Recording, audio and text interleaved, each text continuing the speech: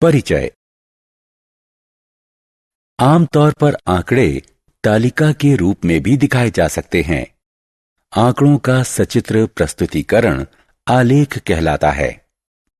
इस अध्याय में हम आयत चित्र और रेखा आलेख के बारे में पढ़ेंगे। आलेख को अच्छी तरह से समझाने के लिए समाचार चैनल और पत्रिकाएं आलेख का उपयोग करती हैं। आलेख से बड़ी आसानी से समझा जा सकता है। ये पाई चार्ट है जिसमें एक पत्रिका की दुनिया भर के विभिन्न देशों में बिक्री की तुलना की गई है। इस तरह हम देखते हैं कि आलेख हमारे जीवन में कितनी अहम भूमिका निभाते हैं। उद्देश्य।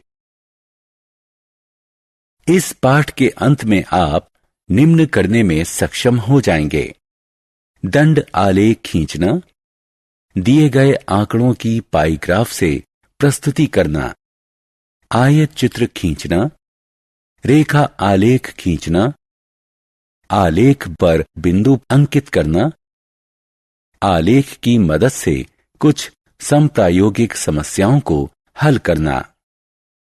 आलेख प्रस्तुति। दंड आलेख।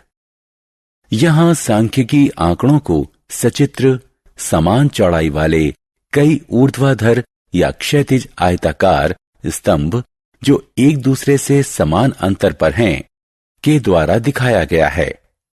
स्तंभ आलेख में तिमाही, छमाही और सालाना परीक्षाओं में दिव्या की उपलब्धि दिखाई गई है। इससे हमें साल भर की उपलब्धि की तुलना करने में मदद मिलती है। उपरोक्त आलेख से हमें मालूम हुआ कि दिव्या के कुल प्राप्तांक में बढ़ोतरी हो रही है, जिससे पढ़ाई में उसकी प्रगति पता चलती है। दंड आलेख दोहरे भी हो सकते हैं। इस आलेख से हमें 4 तरह के पटाखों की 2 दिन में हुई बिक्री का तुलनात्मक विवरण मिलता है। उपरोक्त आलेखों में पहला आलेख एक छात्रा की 3 परीक्षाओं की तुलना दिखाता है। दूसरा आलेख 2 दिन में हुई 4 तरह के पटाखों की बिक्री दिखाता है। वृत्त आलेख या पाई ग्राफ। वृत्त आलेख का उपयोग किसी भी समूचे वृत्त के हिस्सों की तुलना के लिए किया जाता है। समूचा दिखाने वाला वृत्त वृत्त आलेख या पाई ग्राफ कहलाता है। 2008 के दिसंबर महीने में रामू ने अपना मासिक वेतन 7,200 रुपए विभिन्न वस्तुओं पर खर्च किया। आयत चित्र। आयत चित्र आवृत्ति वितरण की रेखा चित्रीय प्रस्तुति है, जिसे आयतों के रूप में दिखाया गया है, जिसमें आधार पर कक्षा अंतराल हैं और ऊंचाइयां आवृत्तियों के अनुपात में इस प्रकार दिखाई गई हैं कि किन्हीं 2 आयतों के बीच कोई दूरी नहीं है। नीचे दिखाई गई तालिका में एक प्रवेश परीक्षा में 100 छात्रों के प्राप्तांक बताए गए हैं। रेखा आलेख। रेखा आलेख से वे आंकड़े दिखाए जाते हैं जो समय की अवधि के साथ निरंतर बदलते रहते हैं। उपरोक्त तालिका में चेन्नई शहर का तापमान दिखाया गया है, जो दिन में हर 4 घंटे में लिया जाता है। इसे हम समय तापमान का आलेख कहते हैं। क्षैतिज अक्ष रेखा एक्स अक्ष तापमान लिए जाने का समय दिखाती है। ऊर्ध्वाधर रेखा यानी वाई अक्ष तापमान दिखाती है। प्रत्येक 4 घंटे का तापमान दर्ज करके बिंदुओं के रूप में आलेख में दिखाया जाता है। इन बिंदुओं को रेखा खंडों से जोड़ा जाता है, जिससे बनता है रेखा आलेख। आलेख से हम देख सकते हैं कि सुबह 10 बजे से दोपहर बाद 2 बजे तक तापमान में 2 डिग्री सेल्सियस की बढ़ोतरी हुई। उदाहरण। यह एक साइकिल सवार का स्थिति समय आलेख है। आलेख में उन पलों का समय दिखाया गया है जब साइकिल सवार ने अनदेखी होने पर अपनी गति बदल दी। आलेख देखकर हम उस एक पल में साइकिल सवार की स्थिति का पता लगा सकते हैं। किस समय वो किस जगह पर किस गति से जा रहा था, उसने कितनी दूरी तय की, यहां तक कि वो किस दिशा में गया। इस तरह खंड ए बी से हमें पता चलता है कि साइकिल सवार ने 5 मीटर प्रति सेकंड की गति से 20 सेकंड में 100 मीटर की दूरी तय की। खंड बीसी से पता चलता है कि साइकिल सवार 100 मीटर का फासला तय करने के बाद रुका। खंड सीडी में हम देखते हैं कि साइकिल सवार और तेज गति से आगे बढ़ा और 20 सेकंड में उसने 200 मीटर की दूरी तय कर ली। इसका अर्थ यह हुआ कि वो 10 मीटर प्रति सेकंड की रफ्तार से जा रहा था। खंड डी ई में हम पाते हैं कि साइकिल सवार 20 सेकंड के लिए रुका और खंड ई एफ से पता चलता है कि साइकिल सवार मुड़ा और 20 सेकंड बाद उसी जगह पहुंच गया जहां से उसने यात्रा शुरू की थी। वो 15 मीटर प्रति सेकंड की निरंतर गति से साइकिल चला रहा था। निर्देशांक। कक्षा में अपने स्थान का पता लगाइए। इसके लिए आपको 2 संख्याएं चाहिए, एक तो पंक्ति संख्या और दूसरी स्तंभ संख्या। उदाहरणार्थ 3, 2 यानी एक आलेख पर बाएं किनारे से 3 इकाइयां और नीचे के किनारे से 2 इकाइयों पर अंकित हैं। आलेख पर हम x और y अक्ष बनाते हैं और फिर आवश्यक बिंदु उस पर अंकित करते हैं। 3 कहलाएगा बिंदु का x निर्देशांक, 1, 2 है बिंदु का y निर्देशांक। हम कहेंगे बिंदु के निर्देशांक हैं 3, 2। हमेशा पहली संख्या x निर्देशांक को दर्शित करती है और दूसरी संख्या y निर्देशांक को। उदाहरण, आलेख शीट पर बिंदु 4, 5 अंकित करें। क्या ये 5, 4 के समान ही है? हल। एक्स वाई अक्ष का पता लगाएं। O 0, 0 से शुरू करें। पहले 4 इकाइयां दाएं ओर चलें, फिर 5 इकाइयां ऊपर की ओर। हम बिंदु 4, 5 पर पहुंच गए।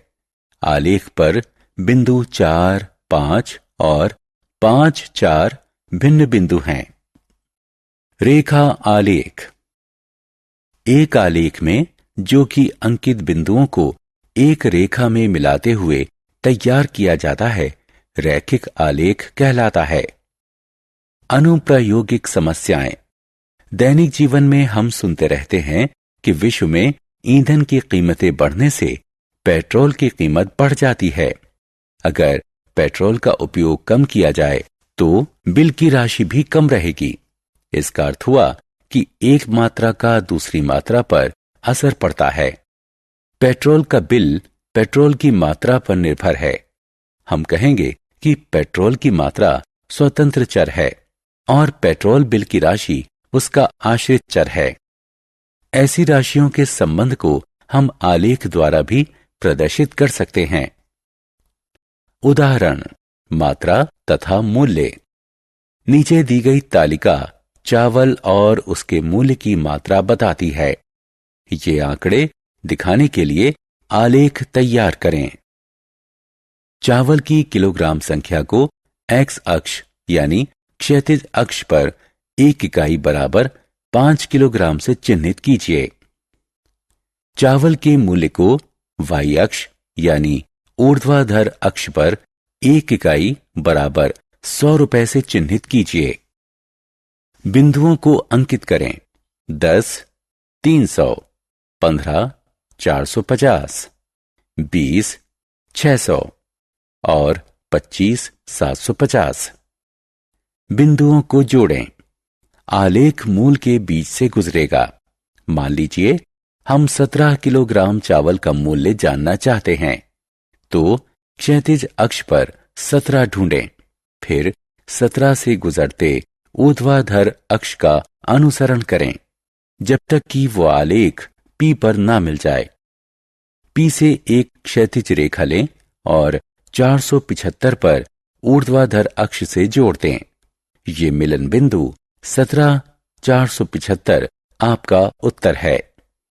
ये एक ऐसी परिस्थिति का आलेख है जिसमें दो राशियां समानुपात में हैं। ये आलेख हमेशा रैखिक ही होगा। उदाहरण, मूल और साधारण ब्याज। एक बैंक वरिष्ठ नागरिकों को उनकी जमा राशि पर 11% साधारण ब्याज देता है। जमा राशि और उस पर अर्जित ब्याज के बीच संबंध दिखाने वाला आलेख बनाएं। 500 रुपए के निवेश पर मिलने वाला वार्षिक ब्याज। 88 रुपए वार्षिक साधारण ब्याज अर्जित करने के लिए आपको कितना निवेश करना होगा? हल। क्षैतिज अक्ष पर रुपए का निवेश x में अंकित करें। यहां 1 इकाई बराबर 100 रुपए है। ऊर्ध्वाधर अक्ष पर ब्याज के रुपए को y अंकित करें। यहां 1 इकाई बराबर 10 रुपए है। बिंदु 555, 666, 777, 888, 999, 1110 अंकित करें। अब इन बिंदुओं को जोड़ दें। 500 रुपए x अक्ष पर हमें मिलेगा 55 रुपए ब्याज y अक्ष पर। y अक्ष पर 88 रुपए होने पर जमा राशि होगी 800 रुपए x अक्ष पर। उदाहरण, समय और दूरी। अक्षय किसी कार को लगातार 40 किलोमीटर प्रति घंटा की रफ्तार से चला सकता है। इस स्थिति के लिए समय दूरी आलेख बनाएं। इससे पता लगाएं 160 किलोमीटर की दूरी तय करने में अक्षय ने कितना समय लिया। 2.5 घंटे में अक्षय ने कितनी दूरी तय की। हल। इन राशियों से हमें निम्न तालिका प्राप्त होती है। पैमाना x अक्ष 1 इकाई बराबर 1 घंटा, y अक्ष 1 इकाई बराबर 40 किलोमीटर। क्षैतिज अक्ष समय दर्शाते हैं। ऊर्ध्वाधर अक्ष दूरी दर्शाते हैं। 1 40, 2 80, 3 120, 4 160 तथा 5 200 बिंदुओं को अंकित कीजिए। बिंदुओं को मिलाइए, हमें एक रैखिक आलेख प्राप्त होता है। ऊर्ध्वाधर अक्ष पर 160 किलोमीटर क्षैतिज अक्ष के 4 घंटे के अनुपात में है। क्षैतिज अक्ष का 2.5 घंटा ऊर्ध्वाधर अक्ष के 100 किलोमीटर के अनुपात में है। इसलिए 160 किलोमीटर की दूरी अक्षय ने 4 घंटे में तय की और 2.5 घंटे में वो 100 किलोमीटर की दूरी तय कर सकेगा। सारांश। आइए हमने जो कुछ सीखा है उसे संक्षेप में दोहराएं। आंकड़ों की सचित्र प्रस्तुति आलेख कहलाती है। दंड आलेख का उपयोग श्रेणियों के बीच तुलना के लिए किया जाता है।